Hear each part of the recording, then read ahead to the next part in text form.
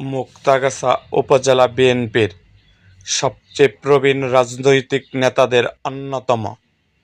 মুক্তাগাছা উপজেলা বিএনপির সাবেক প্রভাবশালী এবং সফল সভাপতি, ময়মনসিংহ দক্ষিণ জেলা যুবদলের সহ সাংগঠনিক সম্পাদক, মেহেদী হাসান রুবেলের বাবা, বিশিষ্ট আইনজীবী অ্যাডভোকেট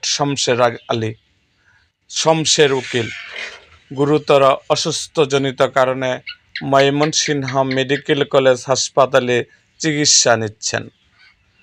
সকলের কাছে তার পরিবার দোয়া চেয়েছেন, মহান রাব্বুল আলামিন যেন তাকে দ্রুত সুস্থ করে আমাদের মাঝে ফিরিয়ে দেন। মনে রাখবেন, একদিন আমরাও সবাই বেঁচে থাকলে প্রবীণ হব, বার্ধক্যজনিত কারণে হয়তো অসুস্থ হয়ে হাসপাতালে থাকব। সেদিন যেন আমাদের খোঁজখবর এবং দোয়া করার জন্য শুভাকাঙ্ক্ষী কেউ থাকে।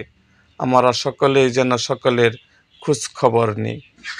এরকম আরও ভিডিও পেতে আমাদের মুক্তাগাছার ইতিহাস মিডিয়া ইউটিউব চ্যানেলটি সাবস্ক্রাইব করুন এবং পাশে থাকা বেল আইকনটি বাজিয়ে দিন।